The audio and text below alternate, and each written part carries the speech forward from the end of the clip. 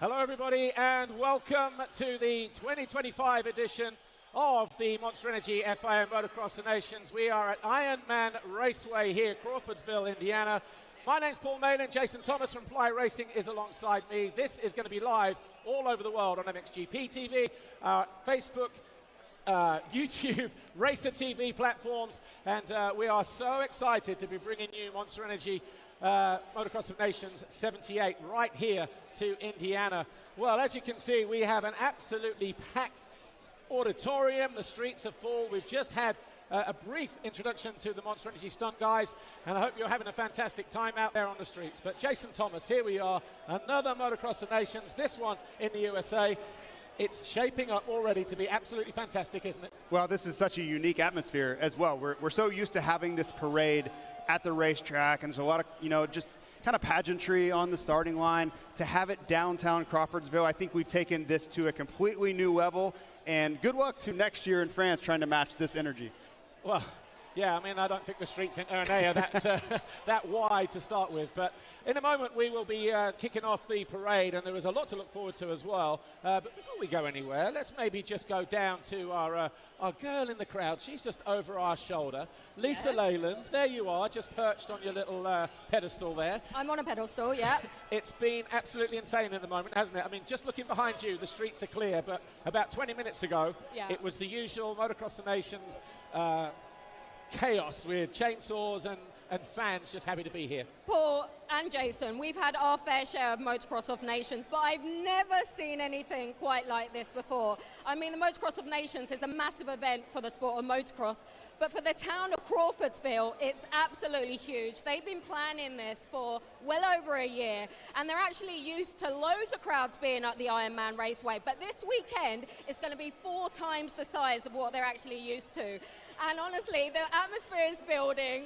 Hopefully I can hear you. Hopefully I can hear everyone I'm interviewing. But it's absolutely crazy, which is a good indication of what this weekend is actually going to be like. Well, we're going to be tapping in with you over the course of the evening with those interviews with riders from all different nations and things like that. But Jason and I, we have the privilege of the live drone image right here on screen, and it's literally wall-to-wall fans all over this place here in Crawfordsville, and it's just about to go off. In a moment, we will kick things off with more Monster Energy Stunt performances, I believe. And then there's going to be a mixture of all kinds of things. We've got a bit of pomp and ceremony. We're going to have veterans. We're going to have ex-riders and all kinds of things like that. Jason, as you said a moment ago, we haven't seen anything like this at any Motocross of Nations in the past. So we are setting a new precedent here, aren't we, once again? We are, and I remember a year ago, we were in Matterley Basin and, your home country, the UK there, and they were talking, and Tim Cotter, the MX Sports crew, were talking about the plans. The mayor of Crawfordsville were there, all these plans for how this was going to be executed, and I think everybody's kind of looking around going, that sounds like a lot to pull off, a lot to execute, and we're here, and it's happening. This is, I think they're it's Motoville USA is what they're calling this, and it absolutely feels like that. If you're not here yet, get here, drive overnight, do whatever you have to do, because this is a scene to behold. And even with the practice starts that we had at the circuit earlier on today, 2 o'clock with the teams and the riders, the fans that were trackside then, it seemed like it was the busiest practice start sessions that we had, and it was only a 20-minute session for MXGP riders, then the MX2, and then the open class riders, but it was very, very busy down there, and I think it's just given us an indication. Well, if that didn't, this certainly did what was happening on the streets behind us a few moments ago. Well, 100%. I've been talking to so many people here that are veterans of this event, and everyone to a person was with me and saying this is the most enthusiastic, the most well-attended Friday of a Motocross of Nations that they had ever seen. Now, we have great weather. That's been a challenge for the last 2 events here at Redbud in 18 and 22, so maybe that's a part of it, but it really feels like we are set up to have an all-time event this weekend. Yeah, well, just according to our live rundown here, we should be seeing the Monster Energy Stunt riders perform again just on the streets for those who missed it on our live broadcast, and that should pretty much open up everything, because we'll have American Legion, some war veterans walking down the streets here, or maybe on the pickup trucks, I'm not sure.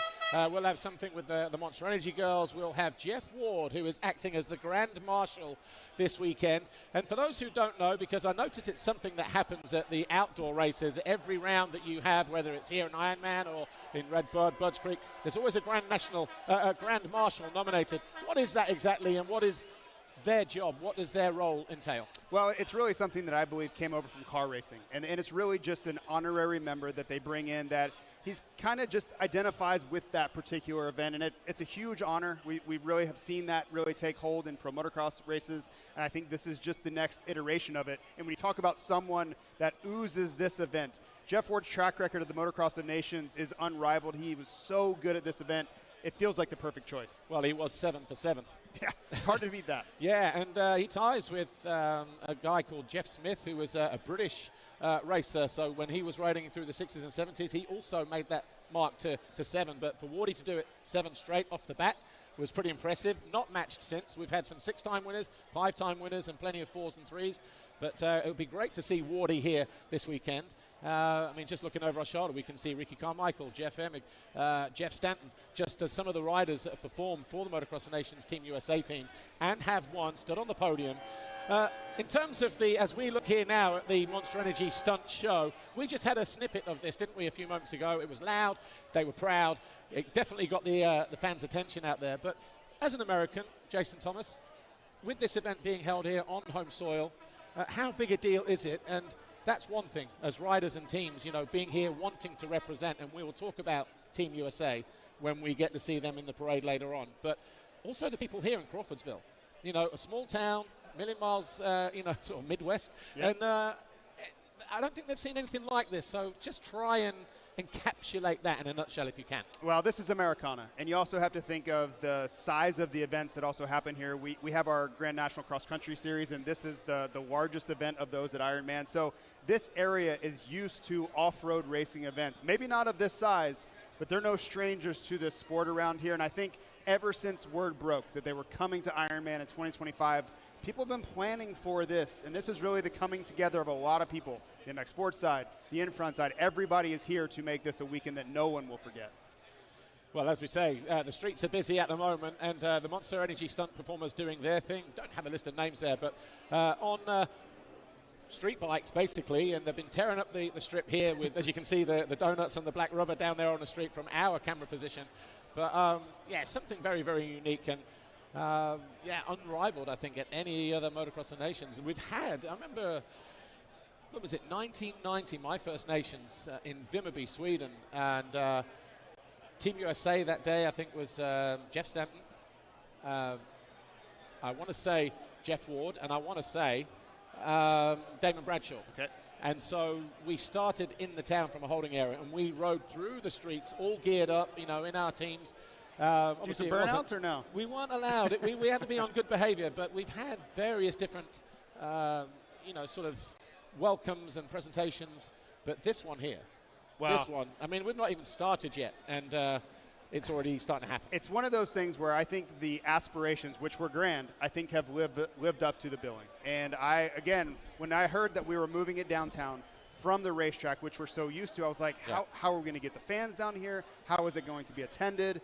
And whether it was the planning of the shuttles, but everyone has turned out, which is fantastic to see. I really think it's just an indicator of what we're about to see on Saturday and Sunday. Yeah, talking to some of the management people behind the scenes here, our floor managers, floor staff, they were saying that there was a lot of information that did go out in the race programs, online, when they were at the ticket stalls, and just in and around the circuit. Don't forget the parade is going to be happening in town and things like that. Obviously, I mean, these guys, how far down the street are they there? Because a moment ago, I mean, there's Ryan Villapoto yeah. walking. Well, those are the unknown industries guys. Those are British guys, by the way. Those are your countrymen on Monster Energy Stunt riders there. So just give you a little context there, Paul, for our stunt team. So we've got Ryan Villapoto walking down the street a moment ago, and just wonder how many of those past legends are going to be doing that. But we're really starting to hear the atmosphere now coming through our headsets here. Hope you're able to pick that up at home as well. But, yeah, great to see RV here, Ryan Villapoto, now a Yamaha ambassador. They got the Blue Crew championship races here this weekend. We've had it in Europe in the past, from Assen to Ernay to Mattley Basin last year, Mantova. But it's the first time that Blue Crew, 65, 85, 125, one race only deal, happens on the US soil. There'll be a whole load of Americans, maybe some you know, Canadians coming down. There's certainly some coming over from Europe as well. But the winner of that, if it's the same as it is in Europe, the top 3 plus 2 wildcards go to a master class, and then obviously from that they get determined as to whether they get Yamaha support. for the following season. And that's fantastic to see those kids perform on this stage in front of what is going to be a worldwide audience. Yeah, it's a really cool event. And if you look at whether it's the EMX series and MXGP, or it's some of the SMX Next things that have been happening in America, this Yamaha program is another sign of the steps that are being taken to cultivate the next generation of talent. And you can see that showing up. But I did want to mention, you saw Ryan Villapoto there. There was a point Saturday night in Las Vegas for the SMX World Championship finale. We may have needed RV. Yeah. We may have needed him to suit up here. That's the way Team USA has been for the last 2 weeks. As we follow the Monster Energy stunt performance here, I'm just looking at the corner of my eye, and I've got the Evil Knievel's with the original blue helmet from the the 6 days of what the Americans used to wear, that blue and the V helmets, and definitely getting into the spirit of things here. But there's your riders. Look, your eyesight's probably better than mine from here. But yeah, right, just get an idea of how many people are here. So as we watch then the back end of this Monster Energy street performance, I'm just going to look over my shoulder and I see Lisa Leyland is down there on standby, getting ready to talk to Ryan Villapoto, of course. Who doesn't remember, you cannot forget what he did at Budds Creek in 2007 when he went 1-1 on a 250. The first rider to do that on a 250 against the 450s, never been done since. Lisa and Ryan, welcome to our presentation here, our Nucor Riders presentation. Take it away, Lisa. This is much more than a presentation, I have to say, Paul, but I'm with Ryan Villapoto, no stranger to Motocross of Nations. Ryan, you've seen your fair share of Nations events, but this is something special, isn't it? Yeah, it really is. It's awesome to have it back in the States, here on home soil. I've been a part of Motocross of Nations for many, many years as a racer, but also now as a spectator. To have it here in Crawfordsville at Ironman, man, it's really special, and to be able to put a parade on like this for all the fans, it's really, really special. It's not just a special event for us in motocross, but also for the town of Crawfordsville. Obviously, being American, having the Motocross of Nations here, what can Team USA do this weekend? Man, I think we have a very good shot, but man, there's a lot of tough teams. There's always a lot of tough teams in Motocross of Nations, and it doesn't matter what team you're on, it takes a little bit of luck every year, so hopefully that luck's on our side. Best of luck to the team, and great to see you again, Ryan. Thank you. Yeah, great to see Ryan Villapoto here, and good job down there, Lisa. And we'll have plenty more interviews coming up throughout the rest of the afternoon, throughout the rest of this evening, where a lot of the shops have been shut down. The schools, I think, they had the time off this afternoon, so they are really supporting it. And an event like this, Jason Thomas, can't happen without local police, local security, mayors, mayoresses, ambassadors, other dignitaries in high places, of course the medical teams, you name it, and local support, even from Nucor and things like that. So it's a massive undertaking, and I think when you see the amount of people on the street now, you really get to see behind the scenes. And even you've been busy today, rushed off your feet, and people don't see or even, I don't know, understand how this race can take over your life for just this one weekend. There's a lot of moving parts, right? And to make an event like this go, I can't imagine, the people that are really executing behind the scenes, how much time they put in to do something like this. So I'm just happy to see it be so successful this early, this kind of turnout. I think it just makes good on all of the planning and the promises that they had made for the last year. What a fantastic scene that is there. I mean, that's only a fraction of this, because they're coming out another block away from here, down the back section, and then they're turning left onto this, and then left just in front. There's our stage there, just the white tent in the background. So left again, down the street that has been closed, past the banks and all of that. But it's been absolutely sensational so far. But I'm just wondering when we're going to start with the American Legion and the Monster Girls, when we get to see Jeff Ward and people like that. But, I mean, the history of this event, JT, going back to 1947, the first ever one was at Wassenaar in the Netherlands. Were you there at the 47 I one? wasn't quite, maybe a couple of years later. All right. I was there. But in terms of, podiums and things like that, only 11 nations have won this event since 1947. Only 14 teams have made it onto the podium, which is pretty staggering considering we're now at MXoN 78. 11 winners, 14 podium finishes.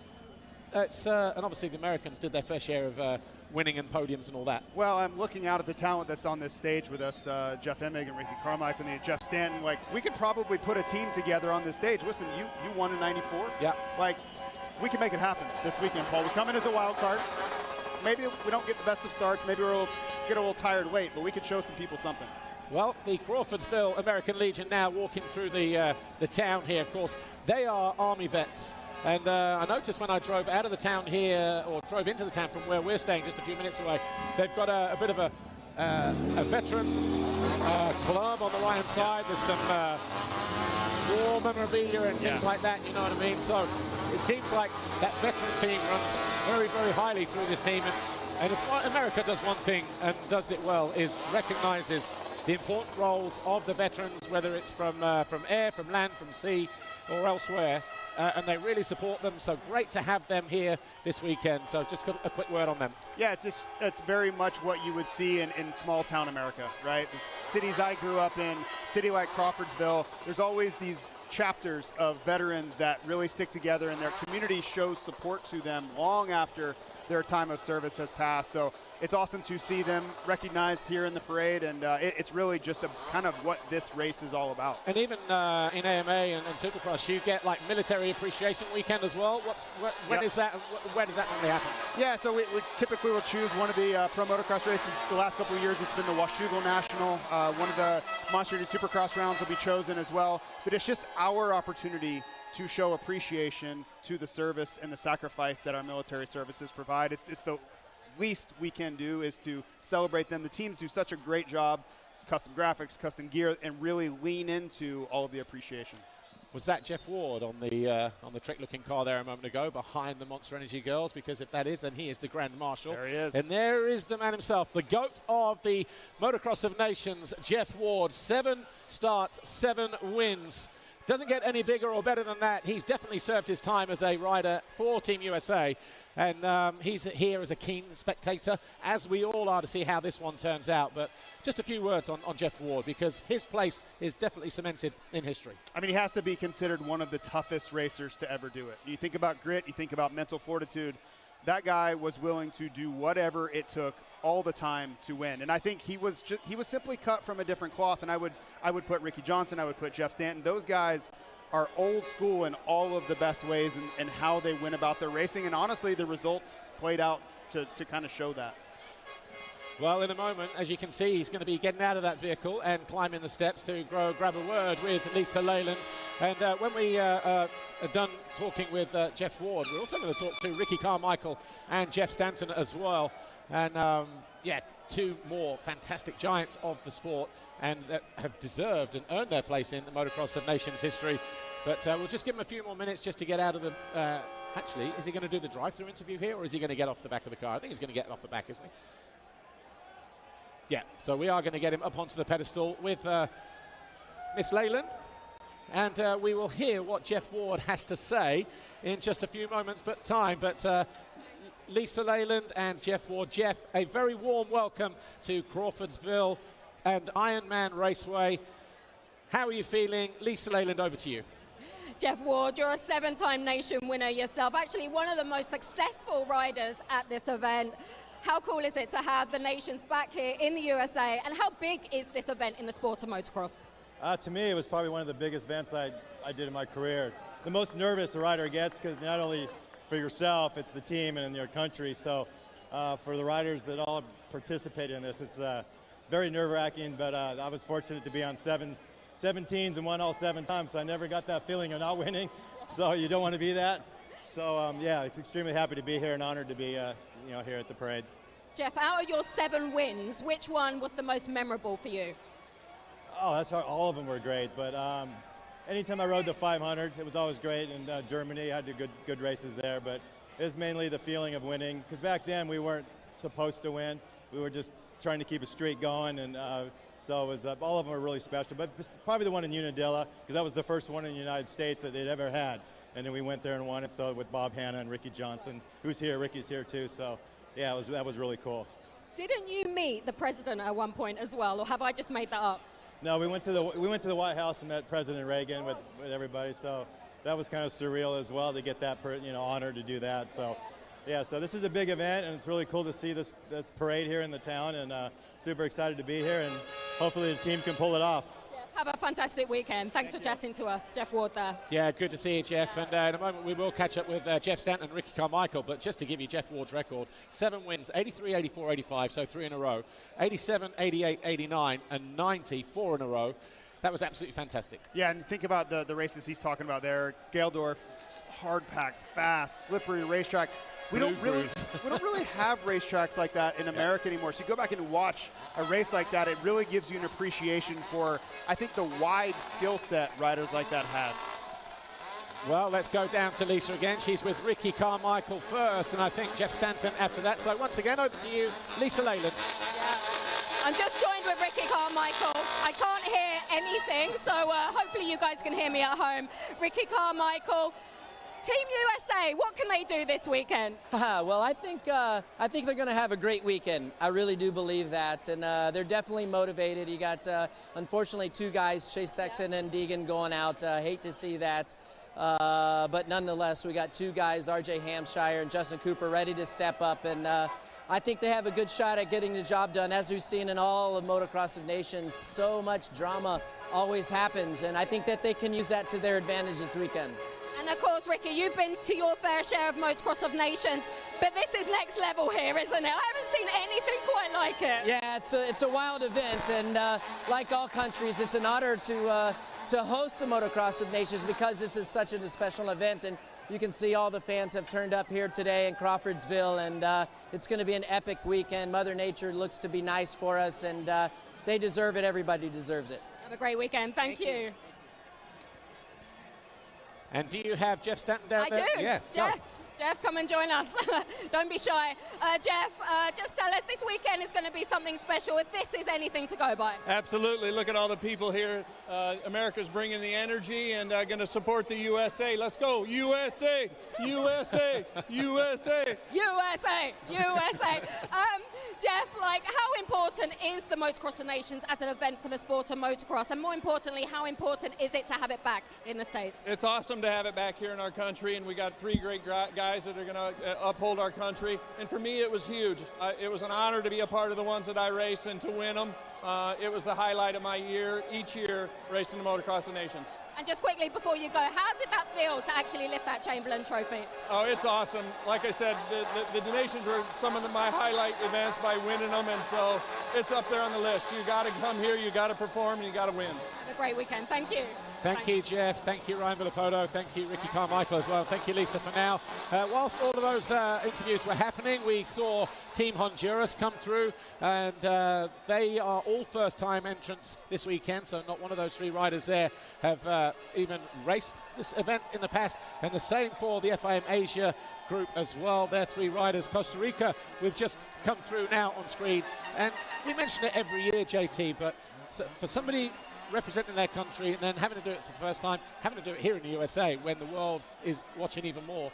It's a big deal, isn't it, for these guys? Some of them are here to qualify, some are just here to take part. Yeah, and I think you really have to look at it situationally. Some teams, America, the Australians, the French, there's a lot of pressure. There's expectation for them to be on the podium, if not win. I think some of these teams that we're seeing come through now, this is such an opportunity for them. There is no pressure. There is no expectation. It's all upside for them, taking the experience, taking the opportunity, and if they can find a way to sneak into that A final, they will make their country proud.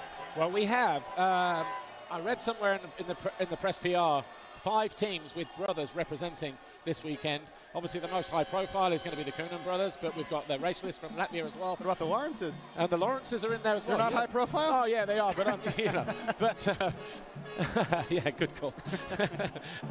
But here in Mexico, there's also the Rubalcaba brothers and their team manager, Jose Martin Garcia Arredondo. Again, 2 riders with no experience. Jorge Israel Rubalcaba is a 3rd-time visitor here. And you know what? They haven't got too far to go if they want a bite to eat, because you've got Little Mexico and El Chirro just on the opposite corners of the block here. We ate at one of them last night, so they'll be enjoying that. But we've got the Southmont band here for a little bit of music. It's, you know what, only in the USA are we going to get something as bonkers and as crazy as this. We've seen everything so far and we're not even done. Yeah, a local high school band marching through town is a very normal thing here in America. You see it at a lot of parades, 4th of July. So for me, this is just like going back to my childhood. This is a very, very typical thing. Jorge Villegas there, the FIM president just giving us a bit of a wave. And I think we're also going to be joined by Rob Dingman as well, the AMA president and CEO. But there's Mr. Villegas, and he's obviously going to be here in all of his glory. We'll see him on the podium at the end of the weekend as well. But yeah, what a fantastic event this is, and I'm sure he's happy to be a part of it as well. In a moment, we will be looking for Team Ukraine, Team Israel, and Team Morocco. We did start with 38 teams, Ecuador withdrawing at the last moment. So 37 heading into the qualifying rounds on Saturday. What was your highlight as a racer in the past? Because well, it wasn't the Motocross of Nations. I wasn't quite good enough for that. But no, honestly, you know, you try to find small victories. You know, I wasn't on the par of the Ricky Carmichaels and the stars of that era, but you kind of find your place, and you look up to those guys. Of course, I raced against a guy like Ricky Carmichael my entire life, but I really enjoyed getting over, going to Europe, racing supercrosses like that, and trying to find wins there. So we have, was that Rob Dingman that had just passed through there? So AMA president Rob Dingman was one of the dignitaries that are being recognized. So a couple more cars behind there, and we're getting There's ready Rob to. there. Yep. Yep. So great to have him here as well, and of course so many people from the AMA, from MX Sports, working behind the scenes tirelessly. And it's not just an event that's just happened over the last month. It's something, as you mentioned in the top of the program, 2 years in the making when they were first talking about maybe coming here, what to expect, the security, the streets, the parade, all of that kind of thing. We can't do it without all of those people in high places. Yeah, a year ago, they were already in full planning mode, right? They were able to tell us exact things that were going to happen a year away. So, again, this is all the culmination of, I don't know, hundreds of people's hard work to get here. Off here, Casey Senach, a European Championship regular back home in MXGP. Stav Orland and Ben Almagor, that is Team Israel there. Their team manager, Raz Heyman. And those three riders are looking forward to racing here this weekend. Of course they are. Orland's been a bright spot. We got to watch him quite a bit in Monster Energy Supercross and Pro Motocross. Surprised quite a bit, made some main events, qualified for the motos this summer. So he is an up-and-coming star here in America. So we've got the Yamaha Blue Crew. So we mentioned these earlier. It's 65, 85, 125. The kids, some of them on their bikes, a lot of them walking through the background there. They will get to compete on the Motocross Nations in front of the world's biggest stage. It'll all be live on MXGP TV as well. And of course, the winners of that will go to a masterclass with the top 3 plus 2 wildcards. Will go to a masterclass where they will be selected for some more fine-tuning and a chance of Yamaha support in 2026. So that's going to be very, very interesting there. But going back to Israel a moment ago, only Stav Orland has represented Israel. It's going to be his second appearance. His first was here in the USA Redbird back in 2022. See Team Uruguay there, about to make the left turn onto Main Street here. Yeah, so Team Uruguay then, they're going to be lining up just in terms of their numbers. So whether we've already seen Morocco go through with Saad Suleimani, Naam Joal and Elise Poget, with Esadi Intaj, their team manager. But Uruguay with Nicolas Rolando, Alfonso Bracci and German Bracci. So one of the brothers there as well representing Uruguay. Laurent Lazare is their team manager. And this is the bit that the fans have come to see, isn't it? Like the teams now on the back of those pickup trucks. And of course, is it York Chrysler providing all the machinery this weekend? Yeah, this is quite the turnout. So many vehicles. And again, we talk about how many people are involved to pull off an event like this. That's just another example. So Team Uruguay doing their bit. Puerto Rico is next. And when I think of Puerto Rico, I think of the various American riders that have represented Team Puerto Rico. Redbird back in 2018 was the highlight with Pastrana. Yep. Ricky Johnson was Zach the team Osborne manager. was there Zach one Osborne. time, yeah. And yeah, it's been absolutely fantastic and electric. Pastrana did a backflip on the sighting lap ahead of one of the races. He did. That shouldn't shock anyone. No, you're right. So Puerto Rico riding 112, 113 and 114. Their team manager, Juan Joel Velez Rodriguez. I hope I got that right. Well done. He couldn't have enough names if he tried. But yeah, Puerto Rico then 112, 13 and 14. And first appearance for for one of those riders, and of course one of the others as well. So yeah, Puerto Rico. Yeah, it's interesting to see them not kind of lean into the American side of that this year, especially being on home soil. You'd have thought there would be, maybe they would grab some Americans, maybe jump into that A final, but it seems like they've gone completely with their own riders in country. So moving swiftly on then with Morocco, Uruguay, Puerto Rico, Argentina, the white and baby blue, and the riders here, Joaquin Poli, Felipe Quirino Costa, and Agustin Poli. So another set of brothers from South America. Dean Andres Kelly is the team manager there, and these guys are going to be riding 109, 110, 111. And for Joaquin Poli, it's his fourth appearance. He was 2017 at Matchley Basin, 23 at Ernée, 24 at Matchley Basin again. They didn't qualify in either of those with him riding there, but his first appearances for Felipe Quirino Costa and Agustin Poli as well. So be interesting to see how they do here, a little bit closer to home, and if they get that little bit extra support needed to push them over the line. But not an easy place to come to, the Motocross Nations. How intimidating is it? I mean, you remember what it was like just riding your first national, I'm sure, or your first Supercross with all those established stars. Yeah. And then come in here and having that tenfold. I think you just have to look at it through the right lens. You can't look at it as everyone's expecting everything, there's too much pressure. No, this is your opportunity on the world's biggest stage to make a name for yourself. And the pressure will be the same, but it's how you view that pressure and how you use it to fuel yourself, I think, that makes the difference. Well, Team Iceland are coming through now. And Team Iceland, they're going to be riding 106, 107, 108, and all of their names are a mouthful. Ingvar Sverrir Einarsson, Erik Mani Gudmundsson, and Ida Ori Palmason, all, well, easy two of for them. you to say. Well, yeah, and I'm Icelandic, not. For Einarsson and Gudmundsson, of course, first appearances for them, but for Ida Ori Palmason, 5 appearances now for him. Hasn't qualified in either of them, so he'll be hoping to make that wrong a right here this weekend. So that'll be interesting to see how they go as well. Their team manager, Gunnlaug Carlsen. Right. We have the mayor here. Yes. Lisa Leyland, let's go over to you. Yes, I'm just with Mayor Barton here. The first thing he said to me is, what a party. And it really is a party, Mayor. The Motocross of Nations is the biggest event on the motocross calendar. How does it feel to have Crawfordsville host it? We are so excited. We've been working for this for over a year now. We wanted to make sure everything was covered. We wanted to host the best Motocross of Nations ever, anywhere.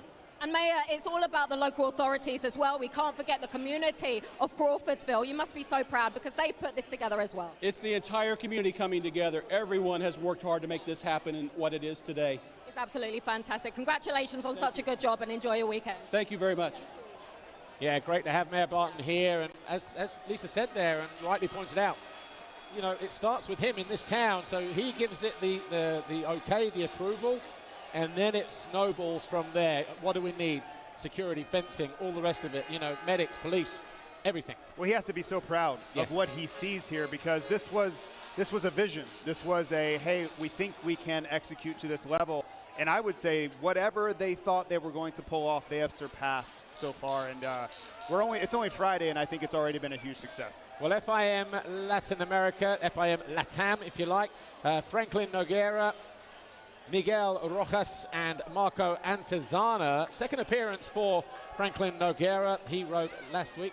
And before we go anywhere else, Lisa Leyland has found another blast from the past, another star, a 4-time nation winner. It's only Jeff Emig. Jeff Emig, you look like a rock star. You're really working it this weekend, Jeff. He is a rock star. He is a rock star. He really is. What a pleasant surprise to see you. This weekend, you're a spectator. You're just going to have fun and lap up all that energy, aren't you? Well, the energy here in Crawfordsville, Indiana, I mean, this is so Indiana, right? It's just such an incredible parade and a great way to start off another nations event. And all the local people here are just, I mean, there's just a fantastic energy. It's absolutely next level. And of course, you've won the Motocross of Nations before. As a rider coming into an event, how special is it? How important is this event? And if you're lucky to lift that Chamberlain trophy. You can't hear me, can you? Well, yeah, racing the nations event is really like nothing else, right? There's just a different, you know, the whole strategy of the race. You have teammates that are your competitors normally, and now you become teammates, right? And when you race with, like for us, with the American flag, you know, across your heart, it's like, it's just some extra, just an extra reason to go out and try to win that race. It's more than just a race then. Yeah, and you know about the whole shot challenge tomorrow, right? Yeah, well, tell us about it. Yeah, so Jeremy McGrath does this event with Monster Energy. It's called the McGrath Whole Shot Challenge. Myself, Jeremy, Ricky Carmichael, Jeff Stanton, Villapoto. It's going to be super fun. Enjoy it. Thank you, Jeff. Great to see you. Have a good weekend. Thank you.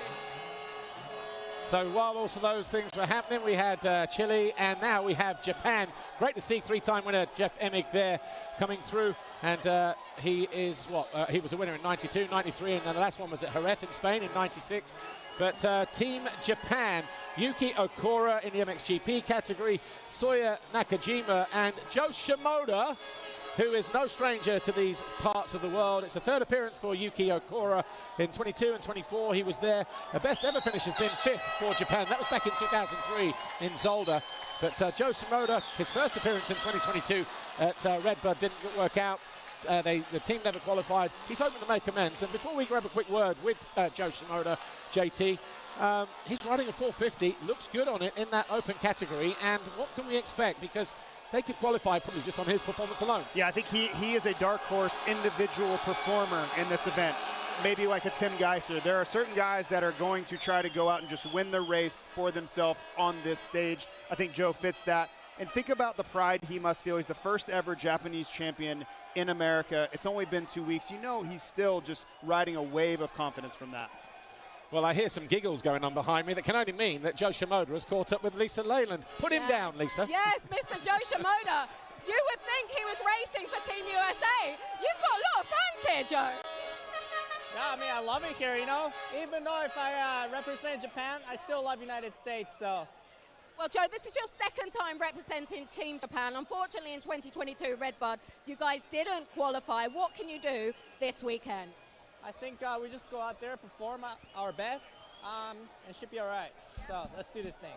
You're on a 450 as well this weekend. How's that going? We only got 3 days on the bike. I mean, a little under-prepared, I would say, but, I mean, we're still going to send it, so we'll see. You send it. You send it. Have a good weekend. Thank you. Joe Shimoda there.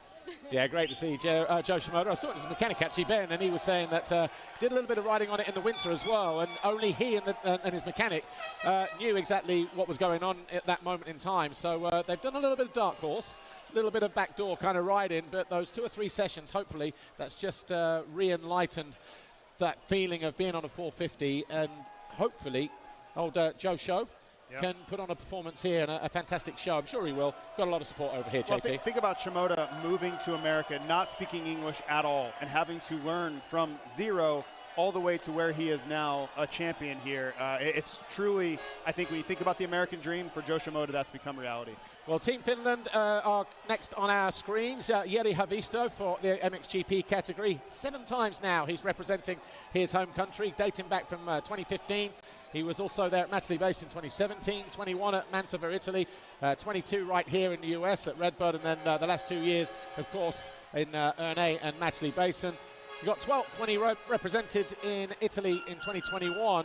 He's going to be joined by Casimir Henderson on his first appearance, and Sampo Rainio, who makes his second appearance for Finland. Didn't qualify in 2024 last year, so he'll be hoping to make amends. Kusti Manninen is their team manager. Yeah, waving the flag there. Kusti's a great guy. I've raced many times in Finland, and they are very, very passionate about their motocross.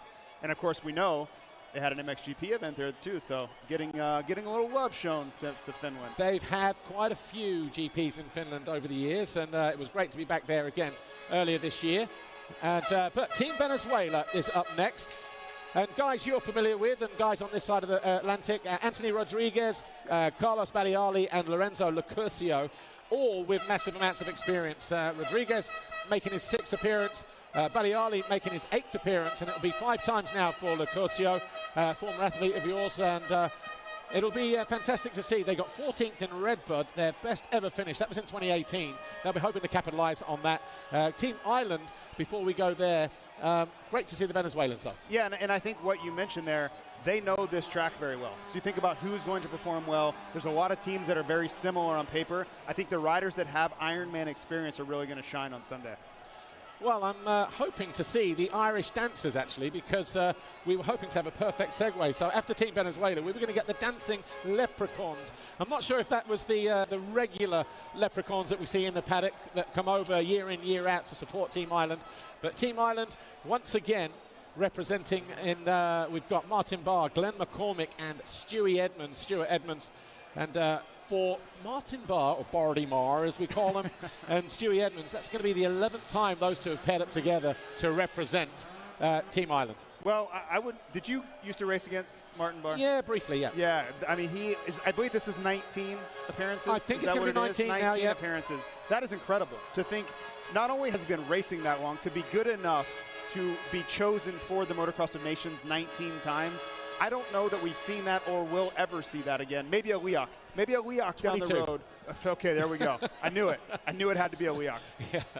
And Antonio Caroli, who we're going to see a little later on, it's going to be his 16th appearance for Team Italy as well. So there's some riders up there with some high appearances for their national team, for their country. But great to see Marty Barr, Stewie Edmonds up here as well, making the trip across the Atlantic. But we will catch up with Martin Barr. And, put him down, Martin. Put him down. Put it down. Anyway, look, just looking over my shoulder, I tell you what, she can't leave him alone this weekend. Lisa Leyland, you're there with Martin Barr, as we call him, Bardy Marr. Bardy Marr. Bardy Marr. Are you having a good day? Having a very good day. Sorry, bad accent. But Marty, this is like, I mean, how many times have you competed at this event? 19, 20? Yeah, this is my 19th year, 5th time in America, so this never gets old. You know, you can't replace this. It's brilliant. I was going to say, what is it about this event that keeps you coming back? But when you see the streets of Crawfordsville, I kind of already know the answer to that. Yeah, you know, it's just such a buzz.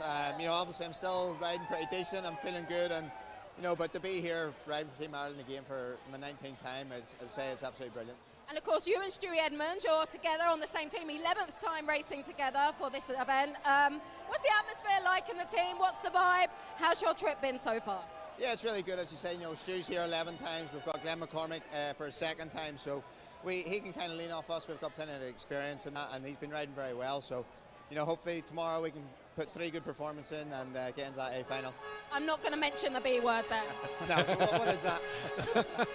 Baloney, that's what it is. For Barr. Thank you, Marty. Have a good day. Thank you. Yeah, that B word is barred, yeah.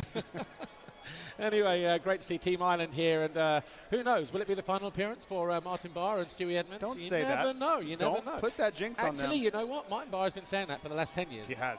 So we'll see him next year. We can't let it end without getting to 20. Absolutely.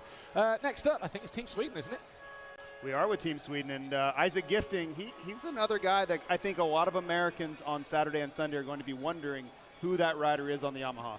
I think we got to know who Isaac Gifting was at his home Grand Prix in Sweden when he took the lead and then fell on the last lap. But enough of all that. Isaac Gifting, man of not so many words, is down there with Lisa Leyland.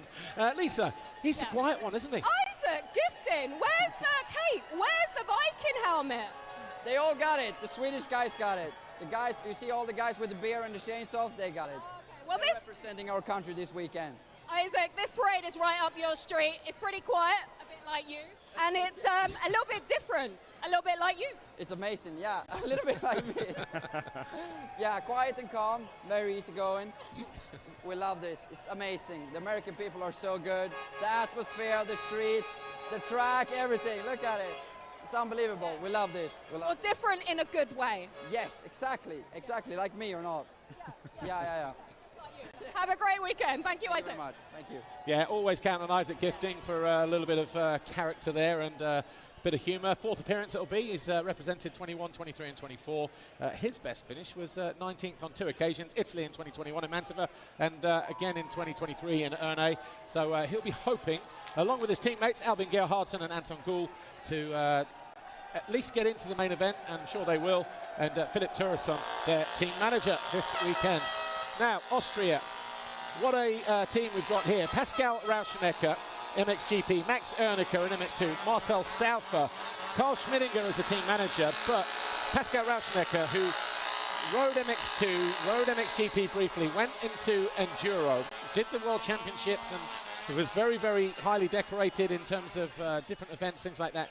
He's come back to motocross, won the Austrian National Championship this year. It's been a tough year for him as well. His dad passed away earlier this year, so it was kind of like a bittersweet thing because his dad was by his side week in, week out, every single race.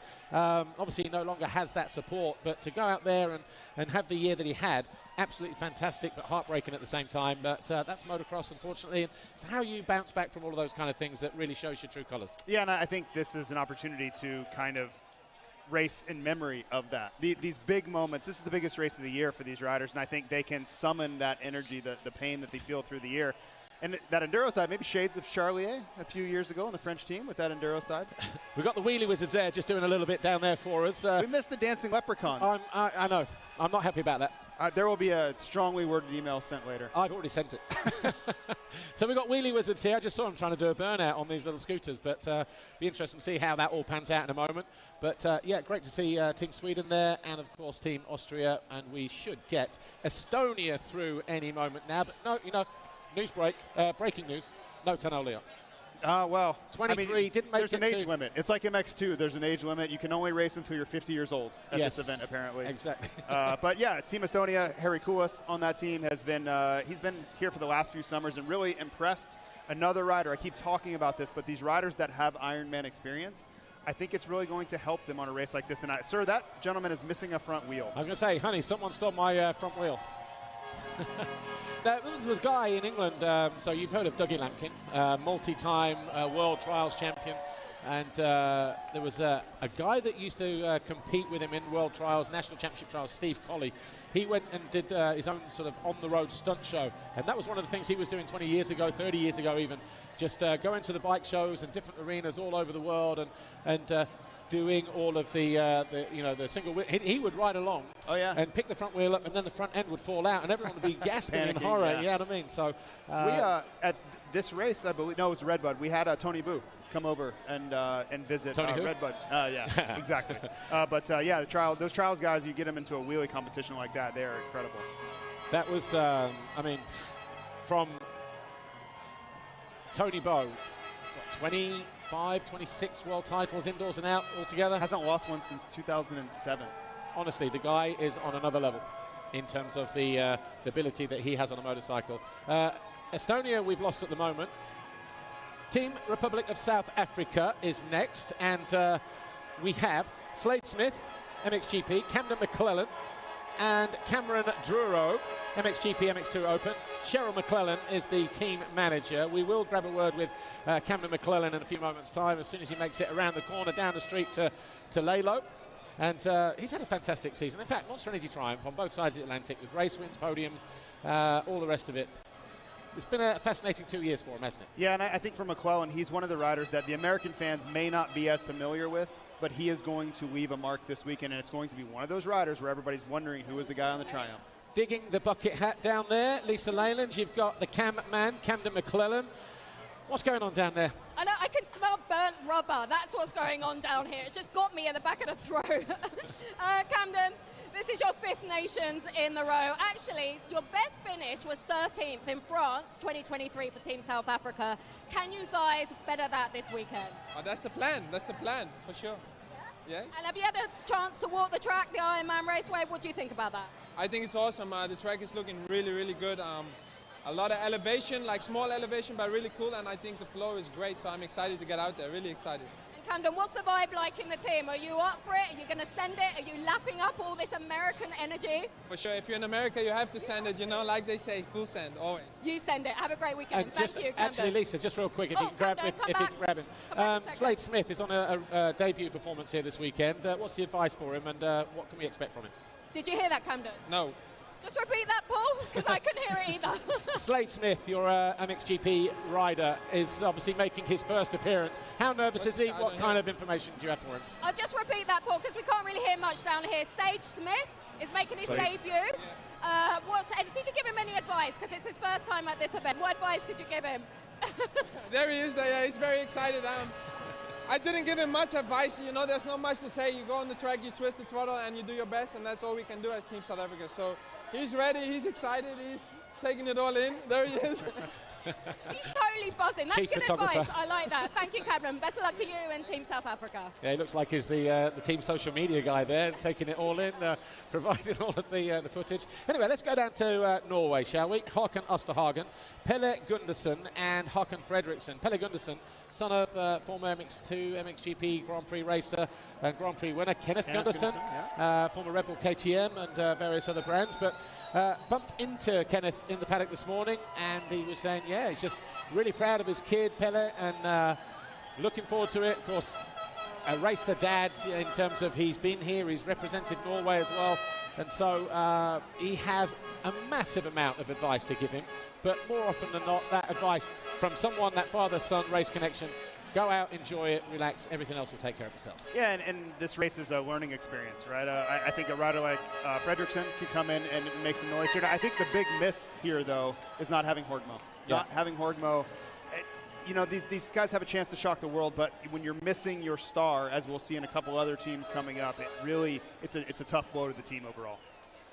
Well, we're starting to get towards the crunch area of this Nucor parade now, because obviously those the more familiar names, top 10, top 12 guys, and Team Belgium is one of those teams where Lucas Koenen, Sascha Koenen, Liam Everts representing this weekend for Belgium. Lucas Koenen, his third appearance, 23, 24, and now here. He was fifth in Erne. Had a nightmare time when he broke that shoulder, broke that collarbone at Matchley Basin when he was an MX2 rider, but on the gas. Sascha Koenen should have raced last year as well, but then when he got injured, Lucas, who was planning on riding a 450, had to step down to 250, and so the team dynamic changed quite a lot. And Liam Everts, a fourth appearance for him.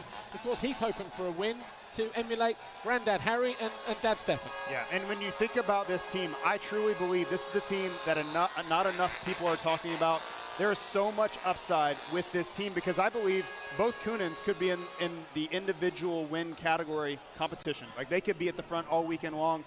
Can Liam Everts step up on the bigger bike and perform? But when you think about who has the most upside with the least expectations, this is my pick right here. And Lucas Koenen has been absolutely fantastic in MXGP in his rookie season, hasn't he? 14 race wins, I think 13 podiums. Outstanding, and pushed Roma Fevre all the way to the checkered flag in that debut season. Yeah, and I think we're going to get a chance with Lisa to speak to Lucas now. Over to you, Lisa. Yeah, I'm just with Lucas Koenen from Team Belgium. Lucas, this year, I guess this season has been quite a stressful one for you, chasing that MXGP world title. What's the plan for this weekend? Are you feeling a little bit more relaxed? Are you going to have fun? Or are you pushing for a podium at the very least for you guys? I mean, I'm here just to have fun and also to put Team Belgium back on top, you know, and try to get a podium with the team could be amazing, because, yeah, we had some difficult times, but I mean, this year team is looking great with my brother and Liam. I think we've got a bit of everything, consistency and fast, so I mean, I think we have a good chance, and we're just going to enjoy every step of the way. Like, now we're enjoying it all. Like, I mean, it's a good experience, so yeah, first time in US, also new track, so I mean, we'll be sick. It's your first time in the US? Oh, wow! Yeah, it is, so it's, we're enjoying it and just trying to get the best out of it. Up that energy. And just quickly before you go, it didn't happen last year, but obviously you're representing Team Belgium with your twin brother Sascha Koenen. How cool is that for the both of you? I mean, that's a really big thing for us, because me and my brother are twins, and yeah, we also got other brothers like Jet and Hunter, but I mean, we are doing it for the first year, so it's nice to share, and also like between the motors will be also nice to do it together. So yeah, we're looking forward. I think we're gonna have a lot of fun, and US fans look good, so I mean, look forward. Enjoy every moment. Thank you, Lucas Koenen there. Yeah, great to see twin brothers. We need to check birth certificates on that, because there's about a 6-inch height differential there. But yeah, and those two they're paired at the hip. They're always together. They ride together, they train together, and I think they're truly not only twins, but they're best friends as well. Should we go check out the Crawford High School marching bands? Because as you said, JT, this is taking you right the way back to your childhood with the brass bands, the marching bands, the dancers, and again, this has absolutely everything. A bit of pomp and ceremony and pageantry. I mean, the rehearsal time for these guys and girls as well. Well, they got to go straight to the high school football game. You see it on the table here. They're just as a warm-up for the football game later for them. And that's just at the top of the hill, isn't it? Just as we make that right turn towards the track, we pass the little stadium on the left-hand side. And I do mean warm-up, because look at what they're wearing, and it is warm here today. Yeah, we have shelter this weekend, so but we've still got the heat of the studio lights. But yeah, just going back to the Koonens, third appearance for Lucas Koonen. He was fifth and 16th, but 16th for Team Belgium when he broke his collarbone. Liam Everett, sixth overall. He's been fifth the last couple of times as well. And from that side, you know, they are hoping. They've not had a podium since Essen 2019. They've not had a win since 2013 in Germany. That has to be the longest, one of the longest streaks ever for them historically. I'm telling you, everybody should be keeping Team Belgium in the back of their mind. What do we know about Team Canada? Jess Pettis, Sebastian Racine, and Tanner Ward. First appearances for Racine and Ward, but Jess Pettis only his second appearance. So I guess by sort of process of elimination and experience, he's going to be the team captain. Yeah, well, they've had horrible luck the last few years, and this team is very talented. You know, the big miss here is not having Dylan Wright, who's arguably the best Canadian rider, but still, anything better than what it's been the last few years will be upside. They have had horrific crashes. The worst possible luck that you could think of has befallen Team Canada for the last few years. So I know that Courtney Lloyd, you see there on the back of the Ram truck there, they're just hoping for some sort of success to walk out of here with a smile. Well, she's always good value as well. Always a lap a minute with Courtney Lloyd. And it's interesting, actually, we don't see many team managers from the female side. Camden McClellan's mum, Cheryl, she's doing it for South Africa. We've obviously got Courtney Lloyd for Canada. Yep. And she's pretty much an evergreen in that team, isn't she? She's definitely part of the furniture. Yeah, and she does a lot behind the scenes with fundraising and a lot of coordination. Not so different than what Christina Denny does on the Team USA side. So what you don't see are the people behind the scenes that make all of these teams possible, and Courtney Lloyd is exactly that. Team Brazil with Enzo Lopes and Bernardo Ito Tiburcio, Fabio Santos. Again, all with experience. Enzo Lopes with his fourth appearance, 18, 22, and 24. Second appearance for Bernardo Ito Tiburcio. 8 times now this will be for Fabio Santos. Best finish for him was 13th in 2024. Matchley Basin, Great Britain, of course, the same for Enzo Lopes and Bernardo Tiburcio. Same team, crucially, for them. So they kind of all come in now with that experience, with Tiburcio having ridden for the first time last year. Like the pressure is off for them now. He knows the format, the system, the races, everything else. And so maybe he can enjoy this one a little bit more. We're getting ready to go down to speak to Lisa with Enzo Lopes. And great to see you, Enzo. Lisa, over to you. Yeah, I'm just with Enzo Lopes from Team Brazil. Enzo, if you can hear me, 3 out of your 4 appearances at the Motocross of Nations have been here in the USA. Last year in Matterley, you guys were 13th. Can you improve on that this weekend? Oh, we definitely can. First of all, I just want to say it's an honor for me to represent my country in my second home away from home, which is America, you know.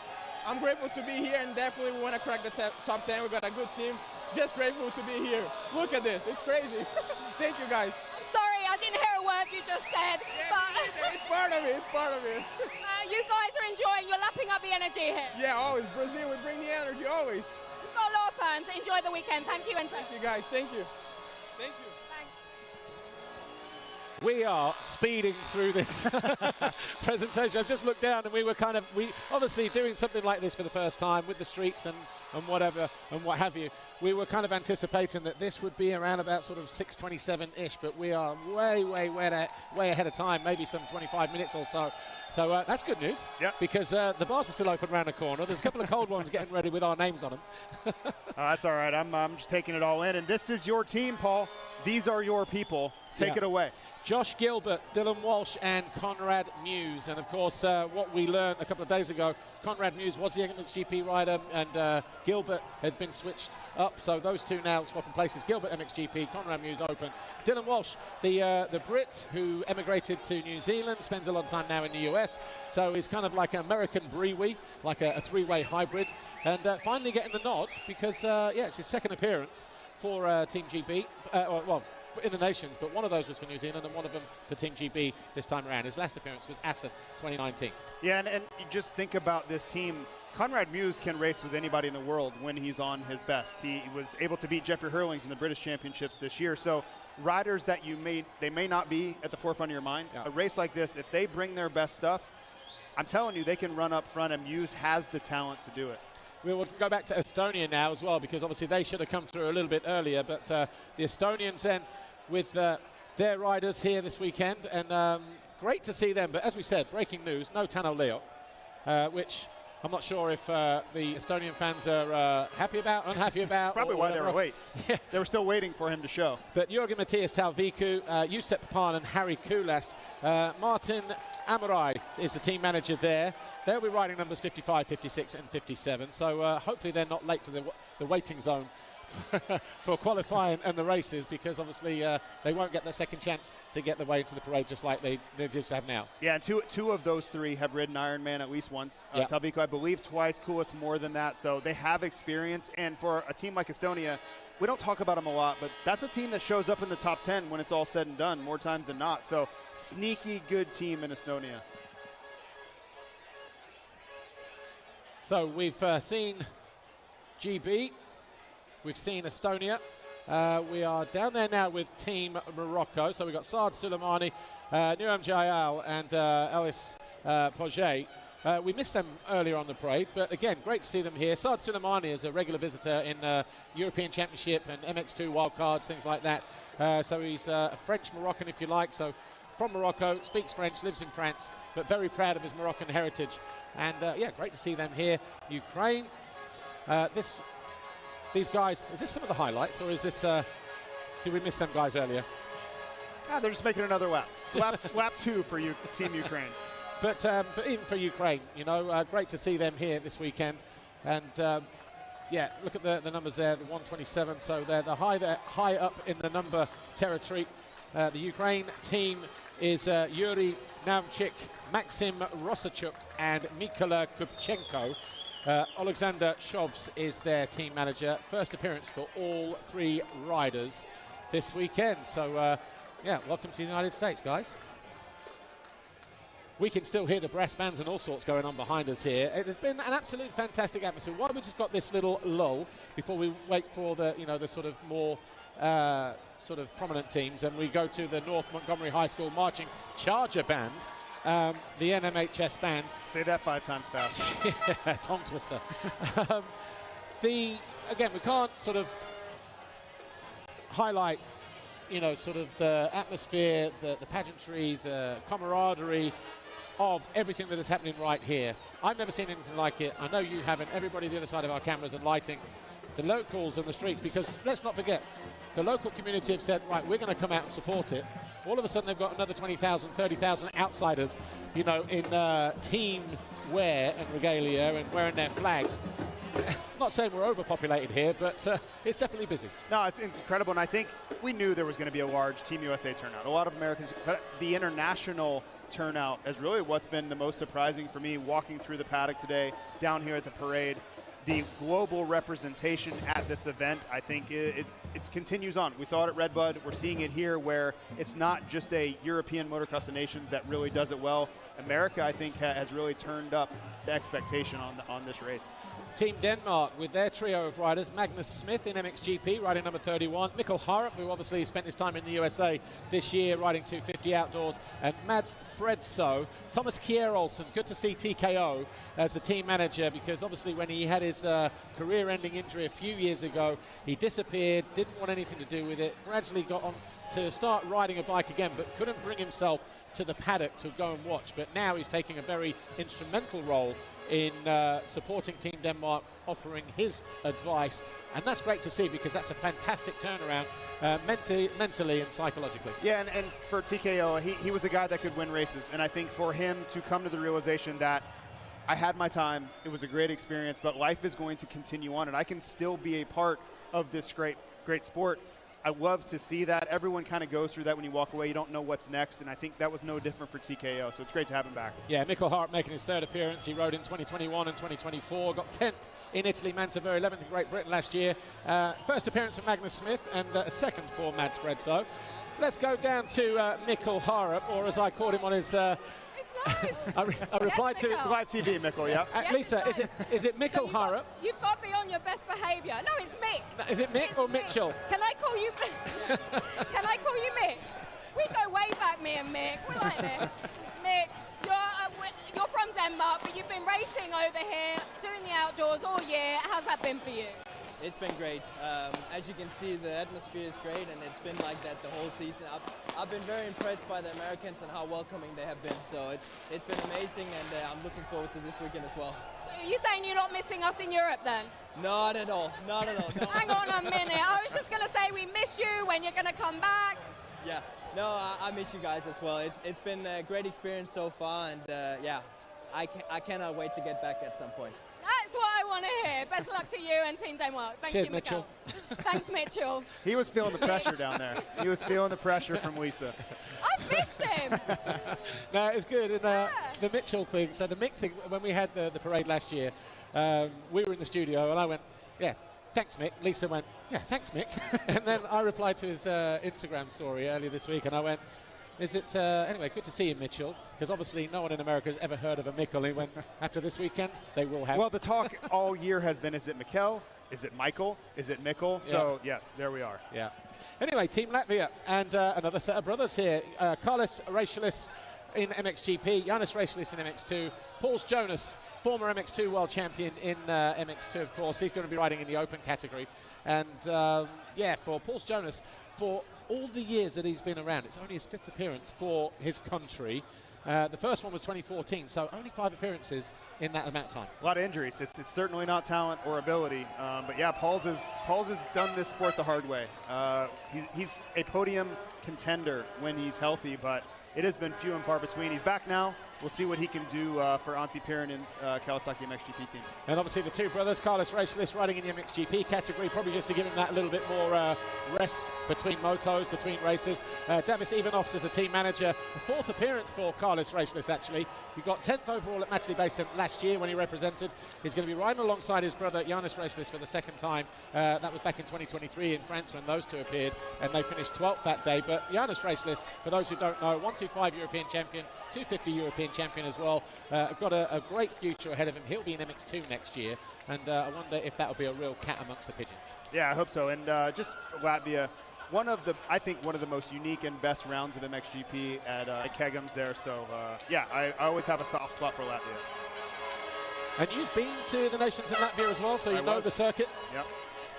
Yeah, I think Switzerland. Yeah, Gautier Polan showed the world how to ride that track that day. And that was their first in a run of, what, 4 or 5 in a row that day? 5 in a row, yeah. With Dylan Ferrandis I and suffered Steve through all 5. Yeah. So you know it wasn't just 4, it was 5. I wake up every morning, in the first 5 minutes, I think about that 5-year run. Jeremy Seewer, Nico Greutzmann, and Valentin Guillot, Valentin Guillot, and a massively experienced team with Seewer and Guillot. But Nico Greutzmann, EMX 250 rider, who I think finished top 3, top 5 in the EMX 250 Championship this year, his first appearance. But Jeremy Seewer, 13th in. He did 9 in a row from 2011 to 2019, and then he did 22, 23, and 24. And for Valentin Guillot, 14th appearance now, 2010 plus 12 to 23 and 24, which is a lot of nations for them. Their best has been a 5th back in Ernée in France, and interesting to hear how they go. But Team Italy, we are getting through them thick and fast now, JT.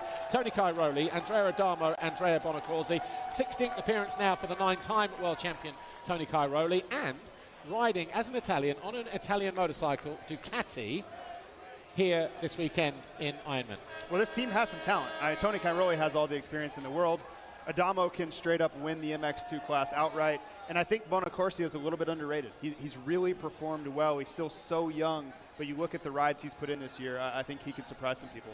Let's go down to Lisa. She's only got a 16-time nations representative for Team Italy. He's only won 9 world titles. Absolutely. He's the most retired motocross rider we've seen in a long time. Over to you, Lisa. You're with Tony Cairoli, I believe. Tony, did you hear what Paul just said? You're the most retired rider that he knows. You already told me before. So. No, but honestly, it's absolutely great to see you back. Tony, you were part of the winning team, Team Italy in 2021. You lifted that Chamberlain Trophy on home soil. As a rider, how special is that, and can you remember those emotions? Yeah, it's crazy, you know. It's like you said. I mean, I missed this event for a couple of years now. I've been recalled this year, so I am just amazed, you know, from what we achieved in the career, and this was another milestone, you know, to recall that. I'm really proud of this. So we are doing great things here, racing in US. It's always special with a lot of fans, so it's just nice. What is it about the Motocross of Nations here in America that made you think I have to come out of retirement for that?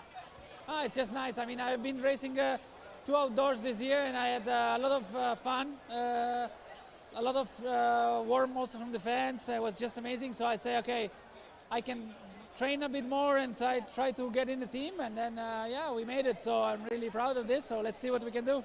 Team Italy, are they aiming for a podium at the very least? Bye-bye, of course. Yeah.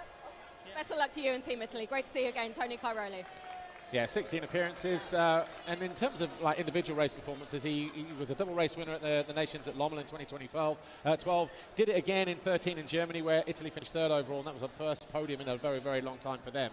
But that win in 2021 was outstanding, and obviously a highlight of his career, because when you've won MX2, MXGP world titles, and you represent the Italy at the Nations year in, year out, get a podium, and it's third or it's second. It's that one medal that's missing from that perfect collection, isn't it? Well, and winning on home soil, there's nothing like it. Yeah. You know, we were in Mantova, and you just, it was like they rushed the track. Everybody exploded onto the racetrack as soon as they knew that Italy had won. And regardless of what team you were cheering for, everyone was happy for the Italian team that day. Tell me about the Ironman H2O truck, the water truck here. Is that a track watering device, or is that supplying the race circuit campers with fresh water? Come on, JT. That's American muscle right there, sir. Educate me. That is American muscle in the way of a water truck. And, yeah, I think it's just in the spirit of this racetrack. Of course, it's painted in Ironman Raceway colors, but that track's going to be out there. That truck's going to be out there watering the track this weekend. And I think it's just another way, as you can hear the horn in the background. Well, there you go. Get people involved. And they're not leaving anything unturned here, are they? There's like dancing girls, marching bands, stunt riders, water trucks, wheelie bike, pit bike wheeliers. Here's Team Slovenia, and Tim Geiser, the 5-time world champion, of course, his 10th appearance, going back to 2011. The tiny country, only 2 million people in that country of Slovenia, and you've got Tim Geiser, Jaka Pekalai, and Jan Panzer. And we're pretty much now going to be interviewing one rider from each team that comes through here. Lisa Leyland will catch up with Tiga in a moment. But, yeah, they got their best ever performance last year, 7th overall as a team, and they're hoping to improve on that. So it'll be interesting to see whether that happens. And there's Sasha Cragley. Lisa Leyland, you've got Tim Geiser with you. Yes. The Tiga has arrived, and they're hoping to improve on 7th, I believe, from last year. Tim Geiser, we cannot talk to you about the Nations without talking about that pass on Jet Lawrence, final corner, the final race last year. Is that something you still think about, or is it just like a thing of the past, distant memory, or is that something you still think about? No, I always think about it. I mean, like, it's something special. It was the best race for me, like, in the Nations. Good memories, so yeah. Did you have it on replay before coming into the weekend as motivation? Exactly. Many people tag me, Many people tag me, so I saw many times. And, yeah, it gives you some extra motivation, yeah, of course. Actually, Team Slovenia's got a solid team this year. Positive event last year for you guys. What can you do this weekend? I mean, we are all fit, and I think we do well.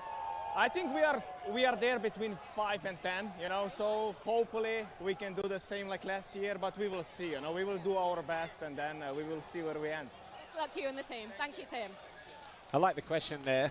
Do you have it on repeat, or is it distant memory, or do you have it on repeat? Yeah, I think he's watched that many, many, many times, as I would. I think we all did that week following on from that, because it was one of those iconic moments, wasn't it? It was. It's been a great soundbite. If you're going to promote the event of this magnitude with some of their best moments, that is definitely on the highlight reel. Well, and it epitomizes the race, because I don't think Jet Lawrence knew what to feel. He was bummed that he had just been passed in the last corner for the race win, but Australia wins the race for the overall for the first time ever. So it was this wash of emotions you could see kind of happening in real time. Well, one of the contributors to this parade, of course, is Spike's KTM. They're a local KTM dealer, so they've decided to send some of their guys and girls out on their motorcycles here, maybe some burnouts and some celebratory panic revs and things like that. But as we said, nothing has been left unturned here, and everybody's having a fantastic time. They're, I mean, that image there encapsulates the event so far, doesn't it? Everybody has come out from far and wide, from all 4 corners of the globe, from every nook and cranny down the side streets here in Crawfordsville. I'm sure they still don't know what's quite hit them, and I think it's going to be a long-lasting memory. I think it's going to be on local news, local bulletins, and things like that. And fantastic to see. It is. It is. I've been to Spike Skates many times, so to see them, a local dealership, get to play a part on a stage like this, I think is really cool. So Team Germany then, they're up next. Ken Roxon, Simon Langenfelder and Max Spies. For Max Spies, it's his first appearance representing Team Germany. And the other two riders, they are the most recent and the previous MX2 World Champions. Kenny Roxon 2011, and of course Simon Langenfelder back in 2020, back 2 weeks ago in 2025 in Australia when he was crowned World Champion for the first time. I wouldn't have ever kind of envisaged that, because that is a 14-year gap. The only thing longer than that on that kind of scale is Roman Febvre's 10 years between titles on an individual basis. Yeah, it's an interesting stat to kind of work through. But Team Germany overall, I think they fall into the category as many teams where they have two bona fide race-winning guys. Then the third rider, there's a lot of pressure on a rider like Max Spies to step up and deliver one solid performance, because if he does or doesn't, will propel them possibly into the top 5, because you have the reigning MX2 world champion, you have Ken Roxon, who is a veteran, won races all over the world, and then Spies is the big unknown. So I don't want to say pressure on him. I think the other guys are going to try to manifest some success from him, but Germany has a chance here with one good result from Spies. Yeah, Marcel Dornhofer, the team manager there, will grab a quick word with Kenny and kickstart Kenny, ever popular. And here he is with Lisa Leyland. Yeah, again, another rider you'd think would actually be racing for Team USA. He's that popular over here. But you are representing Team Germany, and you're a part of the winning team in 2013. That was a long time ago. What can Team Germany do this weekend? I mean, we have an amazing team. You know, Simon just won his MX2 world title.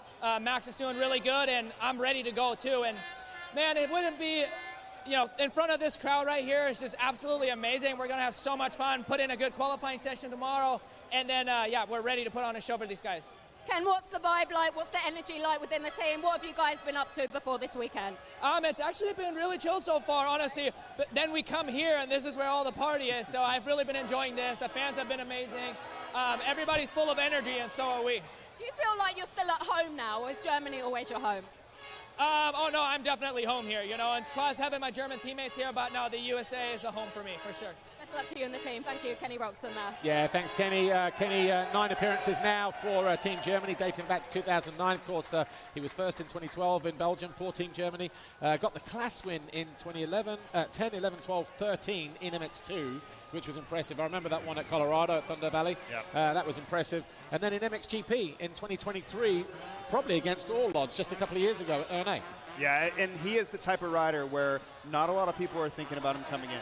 The focus is going to be on the Tomacs and the Jet Lawrences and Hunter Lawrence.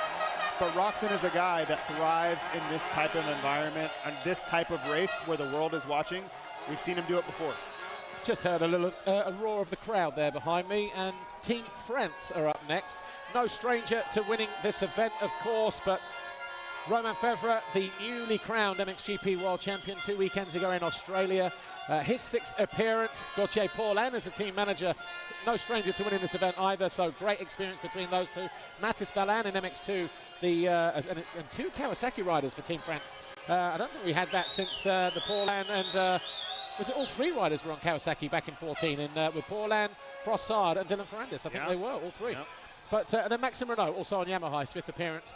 And success from both riders, Roman Febvre and Maxime Renault. Mathis Valin, though, looking at enjoying this for the first time in his career. Roman Febvre and the teams there, the rest of the team said they're just giving him advice, helping him all the way through. But Gauthier Paulin, he will be giving him the best advice. Yeah, and when I think about Team France, this is, I think, the widest range of possibilities for the French team that I've seen in a long time, because, yes, they have the talent and the capability to win here this weekend, but also you've got a rider like Valin making his first appearance, and Renault has been wildly inconsistent. So anything goes, I think, for the French team. Well, we are going to go back down to Lisa Leyland, and she is with our 2025 MXGP World Champion, 4-time winner for France in the Nations, Roman Febvre. Lisa Leyland, over to you. Pardon? I know, it's very, very sunny. Tell him to put some shades on. Paul said put some shades on, or put your cap down. But honestly, congratulations, Roman Febvre, on the title on the MXGP World Championship this year. What's the past 2 weeks been like for you since Australia? And what's your focus like coming into this weekend? Yeah, a little bit tough because I have to, I want to celebrate the title, but at the same time we are preparing for the nation. So, but yeah, honestly, having a good time, just a week at home, enjoying with my close family, and then yeah, actually we flew already Monday back yeah, in USA for Nation, so yeah, looking forward for the weekend for sure, and then also looking forward to celebrate at home a little bit more the title. Well, actually, Roman, you're a 4-time Nation winner yourself. Missed out last year. What can Team France do this weekend? Yeah, hopefully great. I will try my best. I think all the team as well, they will try our best. We have a strong team, so yeah, hopefully we can win some moto. That will be nice. Also to celebrate the title, that will be something. So I will give my best and see where we end. Good luck to you and Team France. Thank you, Roman Febvre there. Fantastic season, very, very consistent. A run of 14 out of the 16 podiums for the season. Yeah, great to see him. 10 years between World Championship celebratory drinks. Yeah. 2015, 2025. So is Febvre is he going to bring his best stuff, or is there going to be kind of the letdown event that we saw from a Jorge Prado last year, where there's so much pressure on the championship, it's really hard to get up again for this event? I don't know, actually, because last year Jorge Prado won the championship 1 week before, and that's the difference. He won that at home in Spain, and then, of course, we all had to go 2,500 kilometres north, take a ferry to the south coast of England, and maybe it was still sinking in, and that was that. But here, yeah, he's had to fly back. He's had a week at home just to try and enjoy it a little bit. Maybe he's had that disconnect, you know, and just to go, right, now it's time to go back to work, and then obviously the flight here. So I would like to say he's going to be 100% Roman Febvre. Team Spain, and of course they've got Ruben Fernandez, Guillaume Perez and Francesco Garcia. Paco Rico is their team manager, and for Ruben Fernandez, his 4th appearance now, 2022 3 and 4. He got 6th in Redbud when the team performed there in 2022. And then we've got Guillaume Perez, who was also there on that day, but Francesco Garcia, 3rd in the EMX European 250 Championship this year, stepping up to a 450. Is a big lad. I think he'll manage it well, and I think we'll see a surprising performance from him. Yeah, and again, I've mentioned this a couple times, this team is missing a star that could put them over the top. Jorge Prado, 2-time MXGP champion, 2-time MX2 champion. He's a guy that could put Spain on the podium this weekend. Of course, he's not here, dealing with you know, whatever is happening with the team changes there. But I think that team, they're a little under the radar, I would say, but they could easily be in the top 5. That they need that one result from Garcia, though. And what about the Netherlands? Of course, you know, I asked Barry Forslund, the team manager, at the press conference. Obviously, you have a very, very strong team, but, you know, tell us about that selection. And he just said, obviously, it's, you know, he couldn't go into too much detail, but it's complicated. There's politics, there's this, there's that, and everything else, and budgets. But he believes in his team, which is Glenn Koldenoff, Kai de Wolf, and Calvin Verlanderen. And that is still a very, very strong team. Well, when you don't have a rider like Jeffrey Hurlings, one of the most successful riders in motocross history globally, and you still have a team as strong as this, I think that just speaks to the health of the motocross scene in the Netherlands. Time will tell if they needed that race-winning performance from Hurlings to get them onto the podium, but nonetheless, they have a great team here. Yeah. Well, Lisa will catch up with Glenn Koldenoff in just a couple of moments' time. In fact, you know what? Right on cue, there's nothing wrong with the Hoff's timekeeping. Lisa, over to you.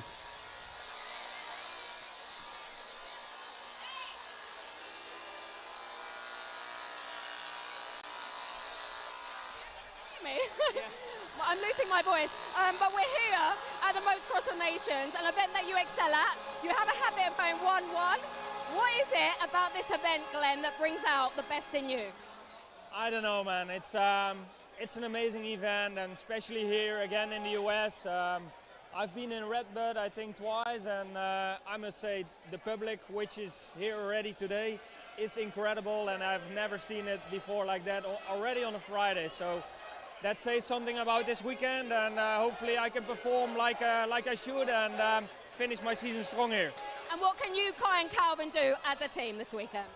I mean, Kai finished 2nd in the championship, Calvin 6th. I think we still have a solid team, and we are known as consistent riders, and that's exactly what you need on the MX of Nations. So we hope to be on the box on Sunday evening. Have a good one. Best of luck. Thank you. Yeah, and Team Netherlands looking at their 17th podium in the history of this event. Of course, they won it at home in Assen in 2019, and they've been on the podium second overall 9 times, third overall on 6 occasions. And, yeah, it'd be interesting to see how they do. But Glenn Koldenhoff, this is his event, isn't it? Or has been in the past. It has been, yes. And I would say the big unlock for the Netherlands, whether they are on the podium or not, will come down to whether Kai de Wolf can get decent starts or not. If he's in 25th or worst place on the first lap each time he's out, it's just going to be an uphill climb that I don't know if they can overcome. Well, the next guy on our little podium down there, street side, with Lisa Leyland, doesn't really need any kind of introduction. It's only Jet Lawrence. Lisa, over to you. Absolutely. I'm joined by Jet, who's very popular here in Crawfordsville. Jet, Team Australia, you've got the title already. You're coming in almost with a target on your back and with the numbers 1, 2 and 3 on your bikes.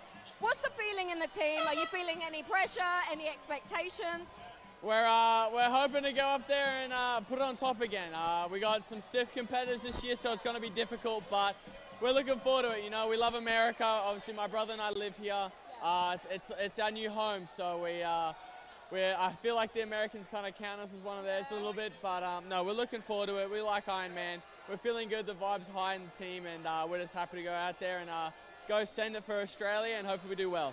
And like I just said, you're racing in the MXGP category with the number 1 plate on your bike. How cool is that? That's unreal. Honestly, I feel like it's very difficult to get that in a person's career, so I'm very grateful to get that in my career and be able to run that number 1 plate for Australia. It's going to be unreal. And maybe have a little bit of unfinished business with Tim Geiser. Maybe, yeah.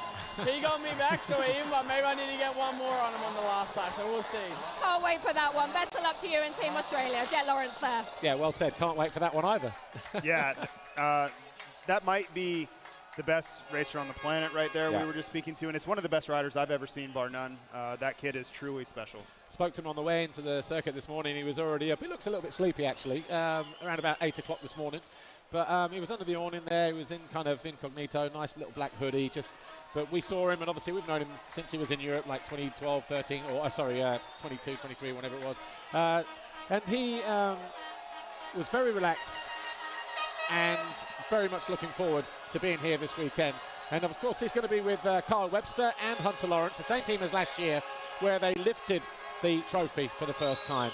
We're now going to have something a little bit different. Michael Brown and the Bagpipers, and something unique. I'm not sure if these guys are Scottish or if they're local residents, but the bagpipes here, well, they're looking like they're Irish with the flags there, but anyway, they'll be doing their bit. We can't hear them. They're being drowned out.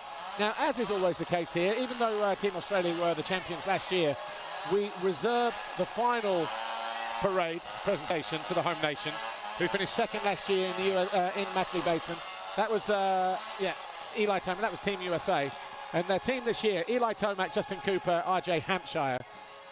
It hasn't been easy. Well, actually, the selection process was easy in the beginning, and then it kind of got a little bit complicated, and then even more complicated when they had to replace Chase Sexton with RJ Hampshire and Hayden Deegan on Tuesday with Justin Cooper. Yeah, the team was effectively down to 1 rider 2 weeks ago. So for this team to pull together, and I kind of mentioned it with Team Netherlands, to have the depth to put riders of this caliber together at the last second speaks to the health of American motocross right now. And these riders truly want to be here, which is really the only thing I think American fans can ask for. They know what this means to race on home soil. So win, lose, or draw, you're going to get everything that those 3 boys have. We're under that white tent over there. Look over your shoulder, JT. That's what we are looking down the street here. That is the view that we are getting up here, and everybody else on the gantry as Team USA make their way. And we're going to speak to all 3 of the riders, Eli Tomac, Justin Cooper, RJ Hampshire, just to get their thoughts with Lisa Leyland. But how big is this for them? Of course, because in many ways, yes, they were finished. They were second last year, but they got that long overdue win on home soil, Redbud, in 2022. They are obviously here to win. Can they emulate it? Do you believe in this team? They can do it. They can do it. But there's so many variables at this race that you can't predict. You don't know. There's crashes. There's first turn. And things change so quickly, especially in race 3. So I do like the setup for 2 of the 3. They haven't had the pressure that's been building for months. thinking about the Motocross of Nations, this all happened in the last 10 days. So there really was no time to get nervous. They've already been prepared. They've been racing all summer. So it was an immediate turnaround and come here, which I think may benefit them because they're just simply not as nervous as they would have been. Yeah, and obviously listening to you know, some of their comments and stuff, yeah, they were disappointed they weren't first choice, but they're in. They're now there. They know they have a job to do. Let's go down to Lisa Leyland. She is with RJ Hampshire, Justin Cooper and Eli Tomac. Lisa, in any particular order, I don't mind. It's over to you. Yeah, I'm with Team USA last, but definitely not least. It's the host nation, RJ Hampshire. Hopefully you can hear me. This is your second nations appearance. The first was in France 2023. What did you learn from your first appearance that you can bring in to here? How big the home field advantage is, because this crowd was like this in France, and now I think it's even louder here in the States. So, man, it's awesome. Just thankful to be here and proud of this team. And Justin Cooper, sorry, I can't hear myself. Justin, very last minute call up for you coming onto the team, but you're here. Are you ready to make your fans proud again like you did in America 2022? Hey, I might not have the preparation, but I'm going to send it, and we're going to win this. Eli Tomac, it's just, Eli, hopefully you can hear me. You're on the winning team in America 2022. You lifted the Chamberlain Trophy on home soil. What was that feeling like? Just say anything. Just say anything. Hey, this is such a great crowd here. So let's go USA. Let's get it done. Say something else. Hey, it's time to get it done. Red, white, and blue, baby. Let's go. Actually, back to Team USA. Actually, Lisa, if you can get in there with Eli, his brother is supposed to be doing a flyby in his military plane. There's no chance she has a understand the word you're saying right now. But yes, his brother, that is a really cool thing. Guys, thank you. Best of luck. No problem. Yeah, good to see Eli Tomac, Justin Cooper, and of course RJ Hampshire. But how interesting will that be as well? The flyby in the military plane. Well, think about like Kathy Tomac, how proud. What a day like that is going to be on Sunday with her two sons really in the spotlight on this stage. Yeah. Well, I can't ever recall seeing anything like this. We have brought Crawfordsville to an absolute standstill. Everybody here involved behind the scenes should be absolutely feeling very proud of what they've seen here today, what they've been able to achieve here in being able to pull it off. Of course, we couldn't do it here without MXGP TV and Racer TV as well, who are doing the live broadcast, the live feed on MXGP TV, on MXGP's Facebook and YouTube channels, and being seen all around the world. It's been absolutely epic, and we're only on day one. Yeah, I don't think that anybody could have expected the spectacle this bright. And congratulations to everybody. This is going to be such a fantastic event. We're off to, I would say, the best start in the history of the event. And of course, we couldn't do it without In-Front Motor Racing. Of course, all of the support from AMA. Anybody else missing? MX Sports? MX Sports, yeah. There's the mayor, Mayor Barton, everybody involved. And there's countless people that are never going to be mentioned by name that were all played a heavy hand in this happening.